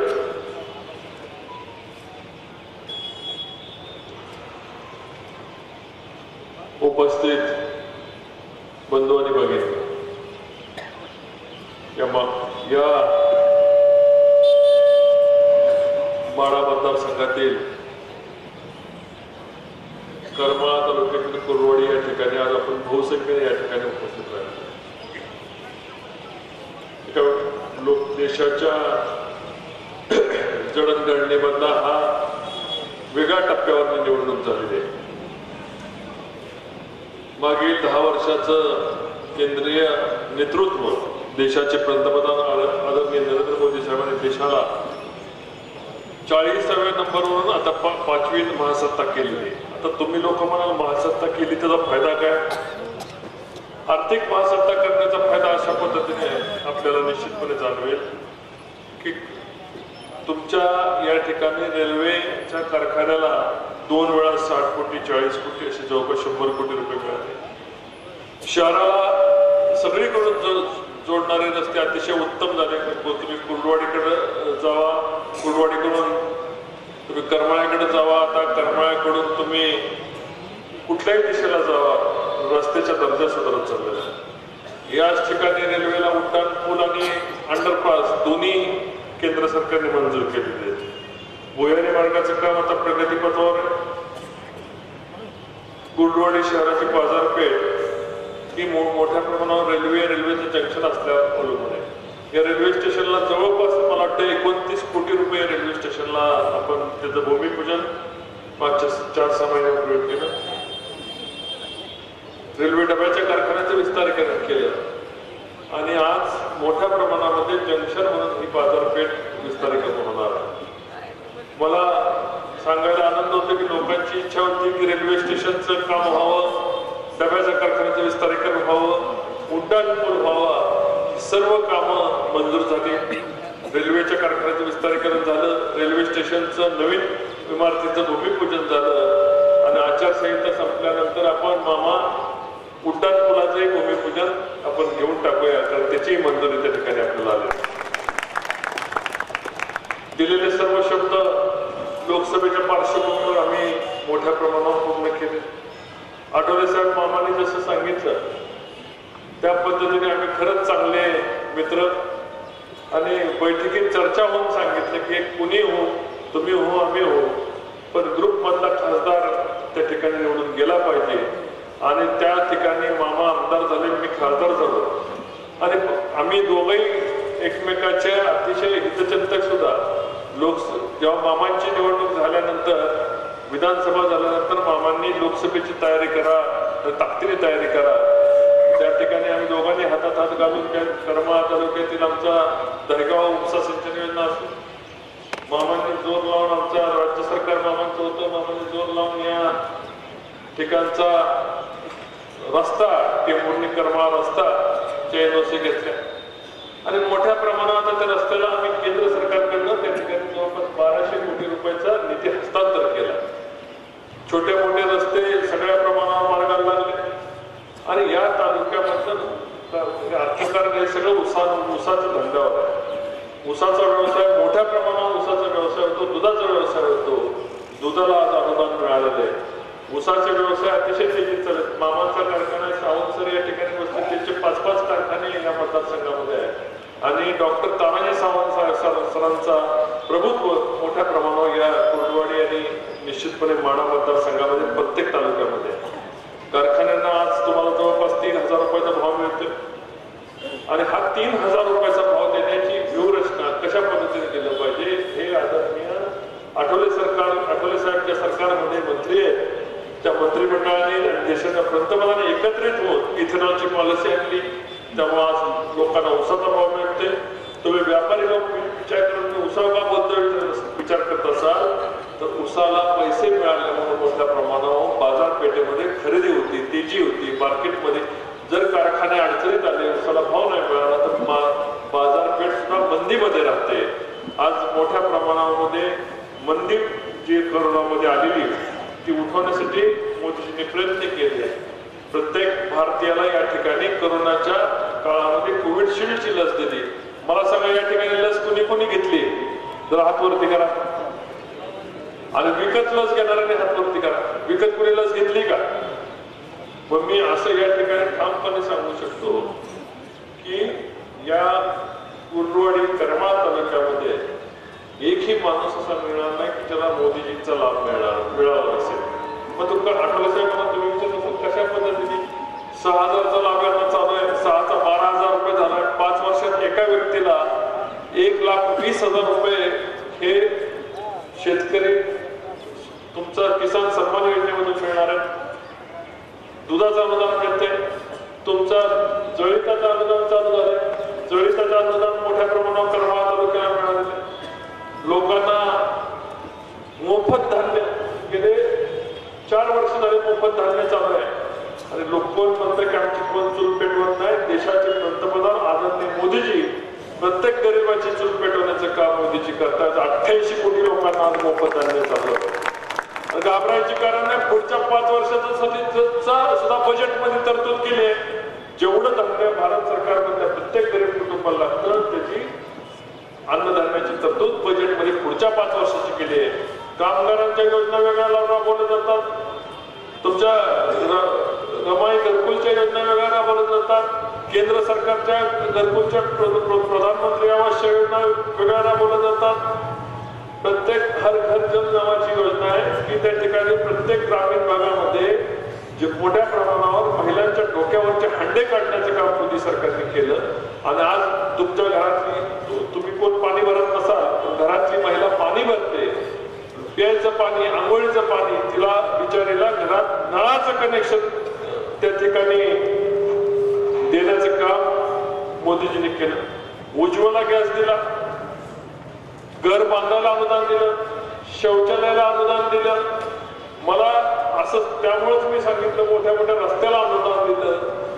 एकही माणूस माढा मतदारसंघामधला सापडणार नाही की ज्याला मोदी सरकारचं अनुदान मिळालं नाही किंवा त्याला लाभ मिळाला नाही. डायरेक्ट इनडायरेक्ट खताचं अनुदान 50% खताला अनुदान आहे. आपण जे खत आणतो कोणीतरी जीएसटीचं काहीतरी सांगतात की जीएसटी टाकतात हे टाकतात. टॅक्स तर पूर्वीपासून आहे. खताच्या किमतीवर 50% अनुदान हे मोदी सरकार देते. पूर्वी कसं होतं चेक निघाला, चेक यायचा, तहसीलदार ऑफिस द्यायचं. आज लोकांचे ऑनलाईन करायचे, ऑनलाईन लोकांच्या खात्यामध्ये पैसे द्यायचं काम, प्रत्येक लोकांच्या डायरेक्ट डेबिट करायचं काम मोदी सरकार करते. आम्ही मोदी सरकारच्या माध्यमातून वेगवेगळ्या योजना सोडवल्या. आज आमच्या फलटणच्या खालून आसोगावच्या खालून एक मोठा बोगदा तयार झाला आहे. तो उजनीपर्यंत आलेला आहे. त्या बोगद्यामधून नीरा नदीचं पाणी उजनीमधून आणून सोडायचं काम येत्या 1-1.5 महिन्यामध्ये होणार. त्याला म्हणतात फ्लड डायव्हर्शन प्रोजेक्ट. आणि राहिलेला त्याचा दुसरा टप्पा जो आहे तो कृष्णा नदीचं पाणी त्या उद्दट्टावशी म्हणजे फलटणच्या आसूच्या ठिकाणी आणून सोडायचं आणि ते पाणी ह्या बोगद्याद्वारे उजनीला 51 TBC पाणी द्यायचं. जर उजनीमध्ये पाणी असेल तरच आपल्या शहराला प्यायला पाणी उपलब्ध होतंय. हा 20,000 कोटी रुपयाचा प्रोजेक्ट मी असेल, मामा असतील, शहाजी बापू होते त्यावेळेस, जयकुमार गोरे होते, बबनदादा होते, आम्ही सगळ्यांनी त्या ठिकाणी विनंती देवेंद्रजींना केली आणि राज्य सरकारने पुराचं पाणी वळवण्याचा निर्णय घेतलेला आहे. लवकर येणाऱ्या 2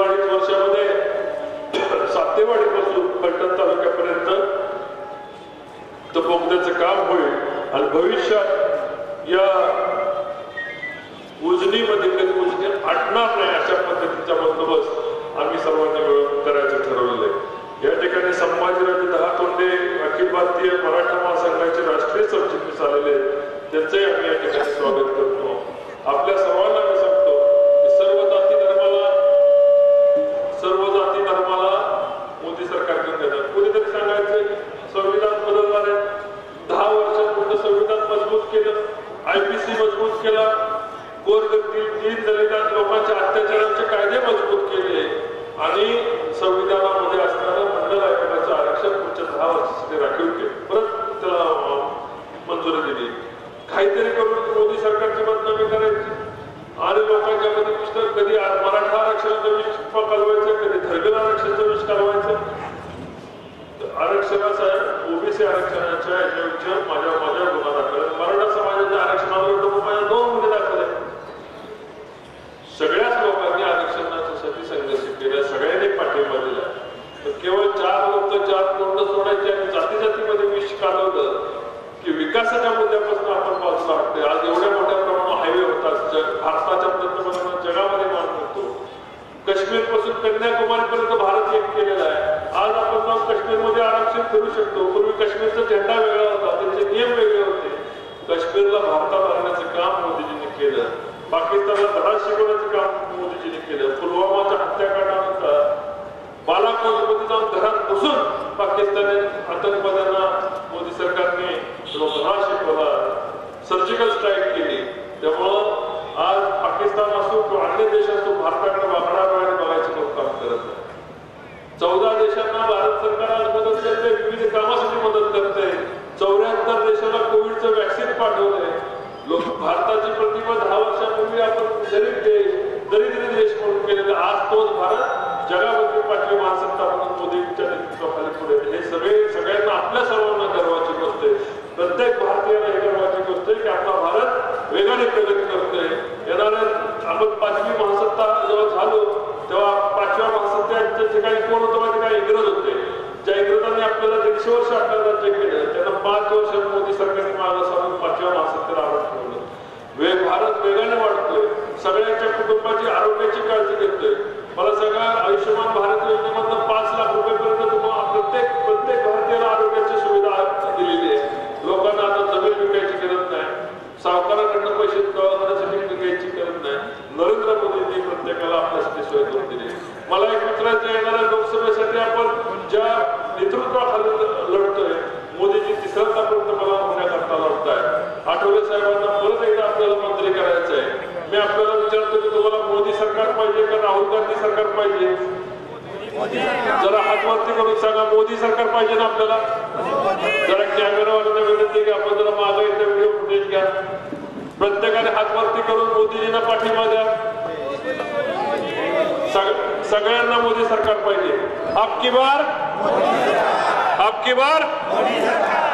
मग हाच पाठिंबा, मोदी सरकारचा पाठिंबा मला या बोर्डेवाडीतून मिळणार एक मत हे डायरेक्ट मोदी साहेबांना मिळणार आहे.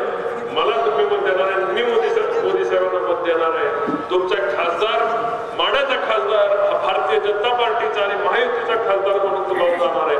तुमचा खासदार तिथं पाहिजे ना संसदेत? तुम्हाला मोदींचा खासदार पाहिजे ना? मग तुमचं मत येणाऱ्या 7 तारखेला कमळाच्या चिन्हावर मोठ्या प्रमाणात करावं की मी आपल्या सर्वांना या लोकसभेचा उमेदवार म्हणून विनंती करतो. आणि इथं उपस्थित असणाऱ्या सर्वांचं मी विशेष करून आमचे सहकारी मित्र मुंबईवरून आले ते प्रसाद लाड साहेबांचाही या ठिकाणी मी आभार व्यक्त करतो आणि माझे भाषण आवडते घेतो. जय हिंद, जय महाराष्ट्र. यांच्याकडे पाहिलं जातं ते आमचे सर्वांचे नेते प्रसाद लाड साहेब आपल्याला संबोधित करतील. परमपूज्य डॉक्टर बाबासाहेब आंबेडकरांचा, असा नाही दोन्ही हात वर करून, परमपूज्य डॉक्टर बाबासाहेब, छत्रपती शिवाजी महाराजांचा, छत्रपती शिवाजी महाराजांचा. आजच्या या माढा लोकसभेच्या या सभेला उपस्थित असलेले केंद्रीय राज्यमंत्री, तुमचे आमचे सर्वांचे नेते रणजित नाईक निंबाळकर साहेब, सन्माननीय तुमचे लाडके आमदार माझे मित्र सन्माननीय संजय मामा शिंदे, व्यासपीठावरच्या सर्वांची नावं घेत नाही कारण पुन्हा आठवले साहेबांना पुण्यापर्यंत जायचं आहे, परंतु सन्माननीय व्यासपीठ आणि इथे उपस्थित असलेले माझे माड्यातील सर्व बंधू भगिनी आणि पत्रकार मित्रांनो, खूप वेळ घेणार नाहीये. खरं तर प्रथमतः तर मी रिपब्लिकन पार्टी ऑफ इंडियाचं या ठिकाणी मनापासून आभार मानणार आहे. एक महायुतीचा समन्वयक म्हणून ज्या पद्धतीमध्ये 2009 पासून सन्माननीय आठवले साहेबांनी भारतीय जनता पार्टीची आणि माननीय नरेंद्र मोदीजींची साथ दिली आणि आठवले साहेब ज्या पद्धतीत लकी चार्म निघाले, ज्यांच्यामुळे मोदीजी 2दा पंतप्रधान झाले आणि आता तिसऱ्यांदा देखील आठवले साहेब आपल्या साथीमुळे पुन्हा एकदा माननीय मोदीजी पंतप्रधान होणार आहे हे निश्चित आहे. माननीय खासदारांनी विकासाची कामं सांगितली, इतर वक्त्यांनी देखील ज्या पद्धतीमध्ये काँग्रेसनी परमपूज्य डॉक्टर बाबासाहेब आंबेडकरांचा अपमान केला, ज्या पद्धतीमध्ये रिपब्लिकन चळवळ मोडीत काढण्याचं काम केलं, संविधान बदलणार, संविधान बदलणार, संविधान बदलणार, 2 पप्पू लोकांची रट लागली आहे. आता तुम्ही बोलाल 2 पप्पू कोण आहेत? एक पप्पू दिल्लीतला, एक पप्पू महाराष्ट्रातला, एक राहुल गांधी, दुसरा उद्धव ठाकरे. याला दुसरं काही जमत नाही. ज्या माननीय नरेंद्र मोदींनी संविधान दिन म्हणून 26 नोव्हेंबर साजरा केला, तो 60 वर्षात कधी काँग्रेसला आठवला नाही. हा खरा सन्मान हा माननीय मोदीजींनी संविधानाला दिला होता. आणि ज्या वेळेला 2019 मध्ये ते पंतप्रधान झाले, त्यावेळेला त्या लोकसभेमध्ये त्या संविधानाच्या प्रतेला डोक्याला लावून त्यांनी शपथ घेतली की कोई संविधान नहीं बदल सकता. मी तुम्हाला सांगतो, एक कार्यकर्ता म्हणून, महायुतीचा समन्वयक म्हणून आणि महाराष्ट्रातनं दिलेली जिम्मेदारी म्हणून, कोणाचा पाप जरी आला तरी संविधान बदलणार नाही हा आमचा शब्द आहे. म्हणून आता विषय कुठले राहिले नाही. त्यामुळे राज्यामध्ये संविधान बदलणार, संविधान बदलणार. बाजूच्या मतदारसंघातली परिस्थिती वाईट झाली आहे. मगाशी सांगितलं 14व्या बॅट्समनला तिकीट दिली, 14वा बॅट्समन बॅटिंग करू शकत नाहीये, त्यामुळे लोकांमध्ये वेगवेगळ्या माहिती पसरवायचं काम करताय. पण रणजितराव, जे गोष्टी तुम्ही सांगू शकत नाही त्या आम्ही सांगणार आहे. ज्या पद्धतीमध्ये माढा लोकसभेमध्ये मी फिरतोय मागचे 5 दिवस, लोकांमध्ये दहशतीचं वातावरण करायचं, पतपेढ्यांच्या माध्यमातून, साखर कारखान्याच्या माध्यमातून, बँकांच्या माध्यमातून, शेतकरी सदस्यांच्या माध्यमातून लोकांना फसवण्याचा जो धंदा केला, लोकांचे पैसे खाल्ले, आज कुठल्या तोंडाने जाऊन तुम्ही लोकांना सांगणार आहेत? या माझ्या गोरगरीब जनतेला जाऊन तुम्ही काय सांगणार आहेत? 400 कोटी रुपयाचा तुमचा भ्रष्टाचार. आणि आता तुम्ही शरद पवारांच्या बरोबर जाऊन पुन्हा खासदार होण्याचे स्वप्न पाहताय, पुन्हा दहशतवाद, पुन्हा पैसे. मित्रांनो, आपण सर्वांनी मिळून ठरवायचं आहे, या माढा मधला, अकलूज मधला, या माळशिरस मधला हा दहशतवाद आपल्याला कायम संपवायचा.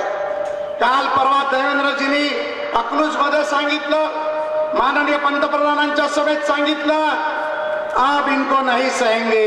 आता दादागिरी चालणार नाही. जो दादागिरी करणार त्याला मोडून काढणार.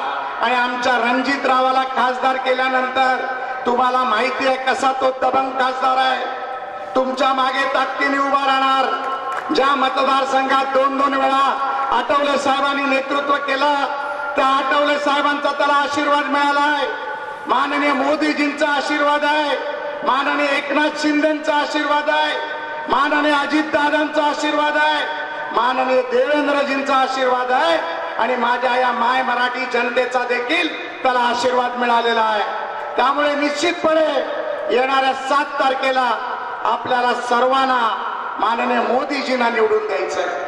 आणि जर मोदीजींना निवडून द्यायचं असेल तर माननीय रणजितरावांच्या समोर कमळावरती आपल्याला बटन दाबावं लागेल. कमळाला बटन दाबलं की मोदीजींना बटन दाबलं जाणार आहे.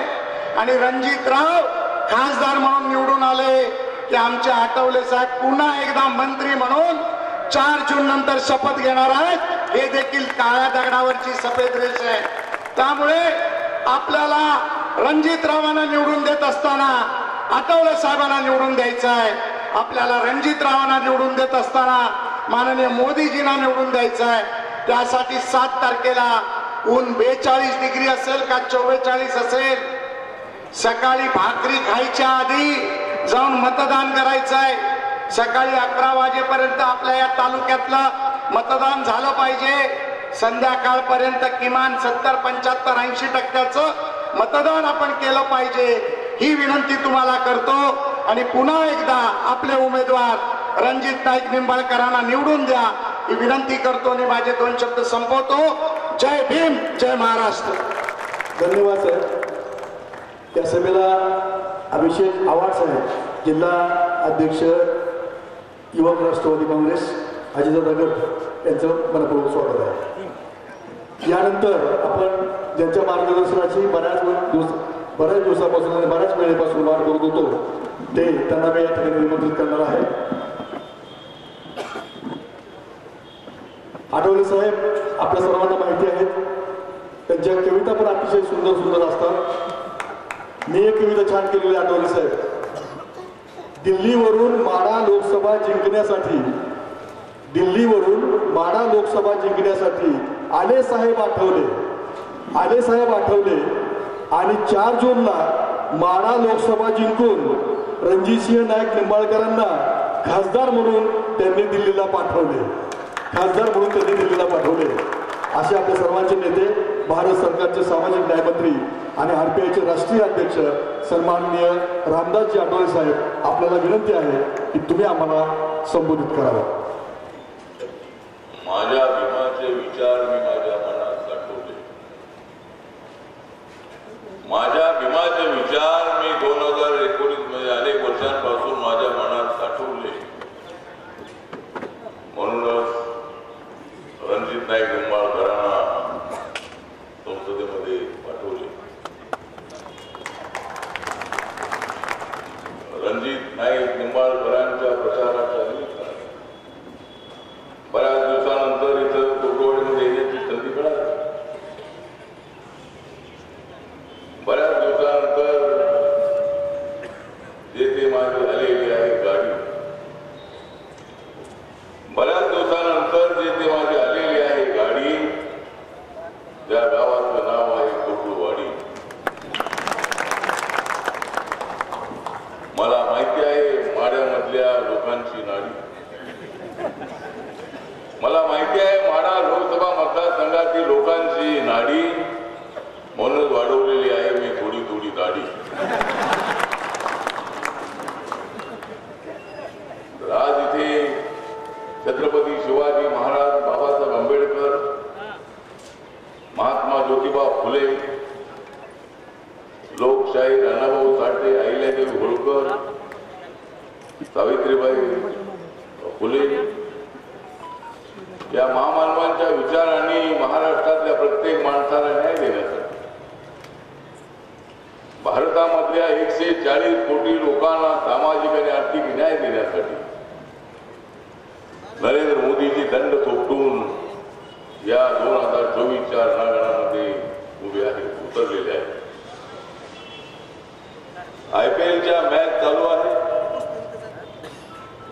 कुणी छक्के मारतंय, कुणी चौके मारतंय, कुणी आउट होत आहे. पण ही जी IPL आहे, एका बाजूला इंडियाची आघाडी आहे, दुसऱ्या बाजूला नरेंद्र मोदींच्या नेतृत्वाखाली NDA आहे. महाराष्ट्रामध्ये एकनाथरावजी शिंदे, देवेंद्र फडणवीसजी, अजितदादा पवार यांच्या नेतृत्वाखालची आपली महायुती आहे आणि दुसऱ्या बाजूला शरद पवार साहेब आहे, उद्धव ठाकरे साहेब आहे, काँग्रेस पक्षाचे नाना पटोले आहे. आणि ही जी मॅच आहे, ही मॅच फायनल मॅच ही होणार आहे. या मॅच मध्ये या ठिकाणी अत्यंत चांगल्या पद्धतीने खेळणारे आम्ही खेळाडू आहोत. मी बॅटिंगला उभा राहिलो मी कधी एक रन काढत नाही, मारला तर छक्का नाही तर चौका. या निवडणुकीमध्ये रणजितजी तुम्हाला छक्के चौके मारायचे आहेत आणि छक्के चौके मारताना आपला बॉल कॅचला जाणार नाही याची काळजी आपल्याला घ्यायची आहे आणि ती आम्ही घेत आहोत. आणि रणजितजी तुमच्या कुणी येणार नाही, या निवडणुकीमध्ये तुमच्या कोणीच येणार नाही आड, नाहीतर त्यांना आडवं करेल प्रसादला. सहजासहजी तुमच्या वाटेला कोणी जाणार नाही. विजय दादांच्या मोठी कुटुंबाचे माझे अत्यंत जवळचे संबंध राहिलेले आहेत. 10 वर्ष या भागाचं नेतृत्व करण्याची संधी मला मिळाली. अत्यंत प्रामाणिकपणाने मराठा समाजाने, बहुजन समाजाने, दलित समाजाने, बौद्ध समाजाने, मातंग समाजाने, भटकमुक्तांनी, मुस्लिम समाजाने, अनेक समाजाने मला मतदान केलं. पहिल्या वेळेला जर मी मुंबईवर आलो होतो त्यावेळेला 2,60,000 मताधिक्याने मी निवडून आलो आणि देशामध्ये जे लीड होतं त्याच्यामध्ये माझा 6वा नंबर होता. दुसऱ्या वेळेला सुद्धा मी 1 लाखापेक्षा जास्त मताने निवडून आलो. आपण माझ्यावर भरभरून प्रेम केलेलं आहे.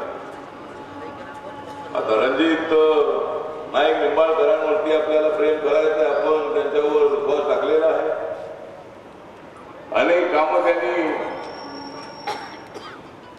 पूर्ण केलेली आहेत. रस्त्याची कामं असतील, रेल्वेची कामं असतील, काय पाण्याचे प्रश्न असतील, अनेक प्रश्नांच्या संबंधामध्ये त्यांनी अत्यंत चांगली कामं केलेली आहेत आणि त्यामुळं नरेंद्र मोदी यांची त्यांना पसंती होती. अत्यंत ऍक्टिव्हली काम करणारा खासदार, अनेक ज्या योजना भारत सरकारच्या आहेत त्या आपल्या मतदारसंघामध्ये आणणारा खासदार म्हणून रणजित नाईक निंबाळकरांची ओळख आहे. ते अत्यंत दर्जा असणारे नेते आहेत, अत्यंत मजबूत असणारे नेते आहेत. दुसऱ्या बाजूला धैर्यशील सुद्धा उभे आहे. जरी त्यांचं नाव धैर्यशील असलं तरी त्यांचं धैर्य तेवढं मजबूत नाही, कारण मी त्यांच्यासोबत नाही आहे.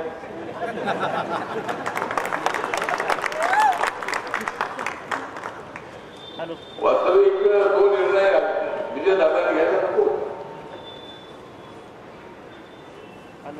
विजय दादांनी इकडेच राहायला पाहिजे होते. एखादं तिकीट नाही मिळालं तरी कुठे काहीतरी मिळालं असतं. धैर्यशील यांना काहीतरी देता आलं असतं आपल्याला. परंतु पवार साहेबांच्या बरोबर आपण गेला. पवार साहेबांच्या बद्दल आम्हाला आदर आहे. पवार साहेबांच्या मुळेच मी 2 वेळेला या ठिकाणचा खासदार होतो. महाराष्ट्राच्या मंत्रिमंडळामध्ये मी मंत्री होतो तो पवार साहेबांच्या मुळेच. पण ही गोष्ट खरी आहे. 1990च्या निवडणुकीमध्ये रिपब्लिकन पक्षाने पाठिंबा दिला नसता तर या ठिकाणी काँग्रेसचं सरकार येत नव्हतं. त्यावेळेला काँग्रेस पक्षाचे 141 जागा निवडून आल्या होत्या.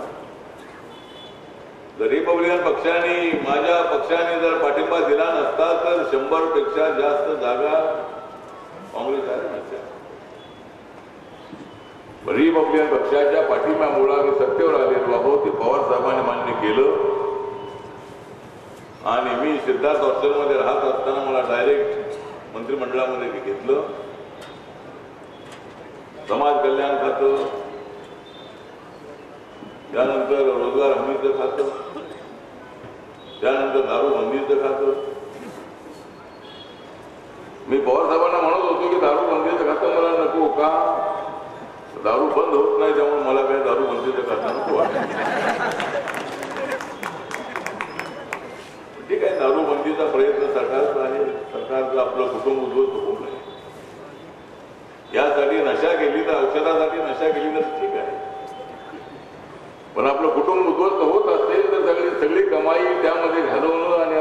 गोपालला देशोधडीला लावणं योग्य नाही. त्यामुळं त्या काळामध्ये मला मंत्रिपद मिळालं. रिपब्लिकन पक्षाच्या पाठिंब्यामुळं त्यांना सत्ता मिळाली. त्यांना सत्ता मिळाल्यामुळं मलाही सत्ता मिळाली. आणि त्यावेळेस आमच्या पक्षाचे अनेक जिल्हा परिषदेमध्ये पंचायत समितीमध्ये बरेचसे मेंबर निवडून आले होते. बरेचसे समाज कल्याण खात्याचे सभापती आपल्या पक्षाचे झाले होते. आता मात्र या देशामध्ये लाट आलेली आहे नरेंद्र मोदींची. नरेंद्र मोदींनी विचारपूर्वक अशा पद्धतीचं मॅथमॅटिक्स त्यांनी बनवलेलं आहे आणि देशाच्या विकासासाठी राबत राहायचं. दिल्ली समाजामध्ये गुजरातमध्ये जन्माला आलेले नरेंद्र मोदीजी, मेहसाणा जिल्ह्यामधल्या वडनगर गावामध्ये जन्माला आलेले नरेंद्र मोदीजी, कधी लोकसभेचा चुनाव न लढणारे नरेंद्र मोदीजी. नरेंद्र मोदीजी एकदा मी त्यांना ते मुख्यमंत्री असताना काय कामासाठी आपल्या दलितांच्या मागण्यांच्यासाठी मी त्यांना भेटलो होतो. माझा पक्ष गुजरातमध्ये आहे आणि त्यावेळेस त्याने मला एक बाबासाहेबांचं पुस्तक दिलेलं होतं आणि मी बाबासाहेब आंबेडकरांचा चाहता आहे. मैं बाबासाहेब आंबेडकर जी को बहुत मानता हूँ. बाबा साहब की संविधान को मानता हूँ. मैं बुद्धिज्म को भी मानता हूँ. मैं जरूर हिंदू हूँ.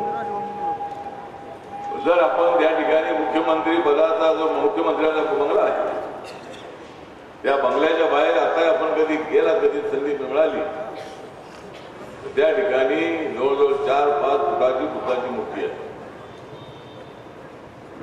मुख्यमंत्र्यांच्या बंगल्यामध्ये जात असताना त्या ठिकाणी दरवाजावरच बुद्धाची मूर्ती आहे. माझ्या बौद्ध बांधवांना सांगणं आहे. गांधीनगरमध्ये जर आपण गेला तर गांधीनगरच्या मंत्रालयाच्या बाहेर मोठी 10-12-15 फुटाची बुद्धाची मूर्ती आहे. गुजरातमध्ये बऱ्याच प्रमाणामध्ये बुद्धिझम होता. त्यांच्या वडनगर गावामध्ये एक बुद्धिस्ट भिक्खू ट्रेनिंग सेंटर होतं. त्या गावामध्ये जवळजवळ 10,000 पेक्षा जास्त भिक्खूंना ट्रेनिंग दिलं जायचं त्या काळामध्ये. आणि ओएनजग नावाचे जे भिक्खू होते त्यावेळेला चायनाचा बुद्धिस्ट होता. त्या चायनाचे जे भिक्खू ओएनजग नावाचे भिक्खू होते ते वडनगरमध्ये आले होते. बरीच वर्षे ते राहिले होते. मध्यंतरी मी 2-3 महिन्यापूर्वीच प्रधानमंत्र्यांना भेटलो होतो नवीन पार्लमेंट भवनामध्ये. एक भिक्खूंचं शिष्टमंडळ होतं, काही कामानिमित्त मी गेलो होतो आणि त्यावेळेला माननीय प्रधानमंत्र्यांनी आम्हाला ही आठवण सांगितली. मी प्रधानमंत्री झाल्यानंतर चायनाच्या अध्यक्षांचा फोन मला आला आणि ते म्हणाले की मोदीजी, तुम्ही आणि माझ्यामध्ये एक अत्यंत जवळचं अशा पद्धतीचं नातं आहे. काय नातं आहे तर माझे तुमचे ओएनजग नावाचे भिक्खू होते चायनाचे, ते काही वर्ष वडनगर या तुमच्या गावात राहिले होते. त्यांच्या पुस्तकामध्ये तो उल्लेख आहे. आणि त्यानंतर ते जे आले चायनामध्ये ते माझ्या गावात राहिले आणि त्या ठिकाणी त्यांचा मृत्यू झाला. आपण जर चायनामध्ये आला तर पहिल्यांदा मी माझ्या गावामध्ये तुमचं स्वागत करू इच्छितो.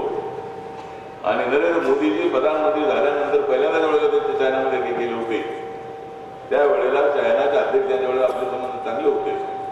त्यावेळेला त्यांनी त्यांच्या गावामध्ये नरेंद्र मोदींचा सन्मान केला होता. नरेंद्र मोदीजी बुद्धिझमला मानणारे आहे. नरेंद्र मोदीजी सबका साथ सबका विकासची भूमिका घेणारे आहे. नरेंद्र मोदीजी हे सर्वांना न्याय देणारे आहेत. सामाजिक न्याय, आर्थिक न्याय, शैक्षणिक न्याय, नवीन टेक्नॉलॉजी, सोशल मीडिया,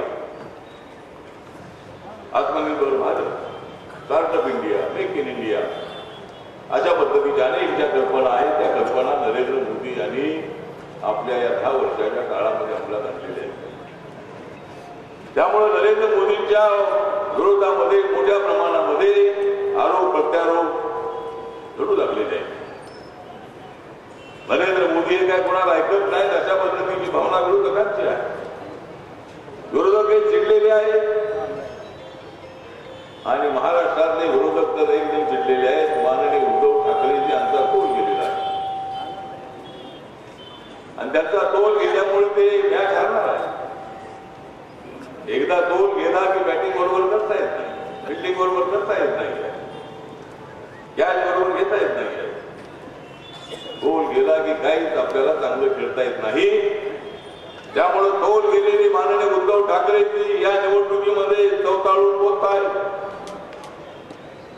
उलट सुलट भाषेमध्ये बोलतायत. संजय राऊत आमचे चांगले मित्र आहेत, चांगले पत्रकार आहेत, सामनाचे ते संपादक आहेत. त्यांनी आपल्या शब्दांवर थोडस कंट्रोल ठेवलं पाहिजे. वाटेल कशा पद्धतीनं शब्द प्रयोग केला जातो. माननीय एकनाथ शिंदेच्या विरोधामध्ये एवढं बोललं जातंय की आदित्य ठाकरे सुद्धा सातत्यानं सगळे खोके खोके खोके जे सारखं बोलतात खोके खोके, त्यांचं फिरलेलं आहे खोके, सारखं त्यांच्या मनामध्ये खोके आहे आणि खोके तुम्ही त्यांना तुमच्या आमदारांना सांभाळू शकला नाही. एकनाथ शिंदेला त्याच वेळेला मुख्यमंत्री करायला हवं होतं आपण. उद्धवजी आपण आदित्य ठाकरेंना मुख्यमंत्री करायला निघाला होता. एवढ्या लहान वयामध्ये आदित्यला मुख्यमंत्री करणं हे योग्य होतं का? माननीय अमित शहाजी तुम्हाला मुख्यमंत्री 2.5 वर्षाचं करतो असं विरोधात आपण सांगताय. पण अमित शहा साहेबांनी सांगितलेलं आहे की मी असं आश्वासन दिलं नव्हतं. 50% सत्तेमध्ये भागीदारी द्यायची मी सांगितलं होतं. पण मुख्यमंत्री पद देतो असं कधी मी सांगितलेलं नव्हतं असं अमित शहाचं म्हणणं आहे. तर मला असं वाटतं की उद्धवजी आपल्यासोबत राहिले असते आणि एकनाथ शिंदे यांना त्यांच्या ऐवजी जर ते मुख्यमंत्री त्यांनी केलं असतं तर कदाचित एकनाथ शिंदेकडे आले नसते. अजय दादा हे म्हणत होते की आपण इकडे जाऊया. पवार साहेब आपण बीजेपी सोबत जाऊया. जर आपल्याला शिवसेना चालते तर बीजेपी का चालत नाही? शिवसेनेसोबत जर आपण युती करताय तर बीजेपी सोबत का करत नाही?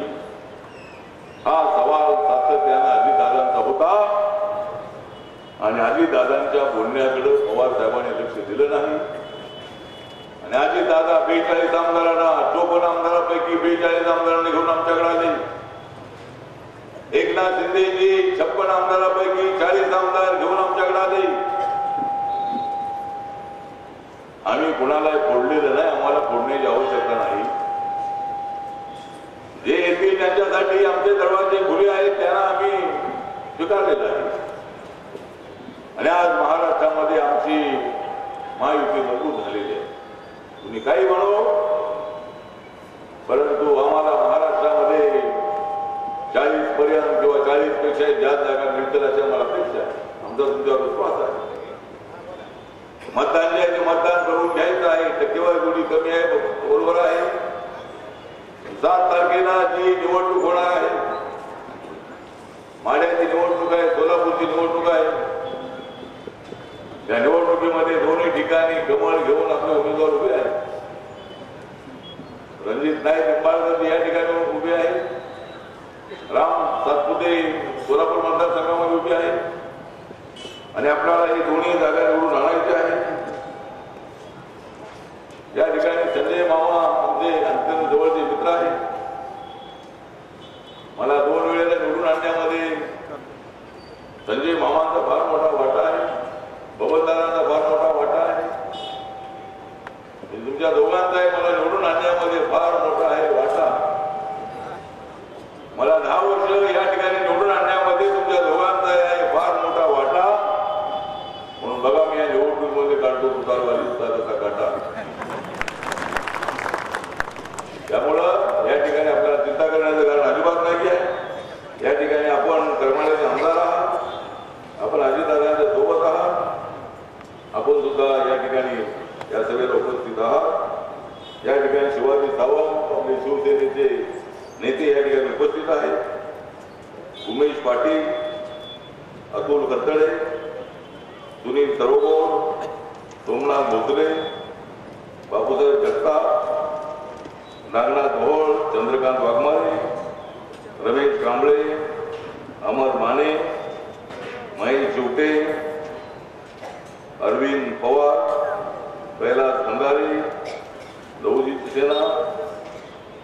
रवींद्र ननावरे, पोपट लोंढे, शुभांगी मोहोळ, स्वाती गोरे, प्रतिभा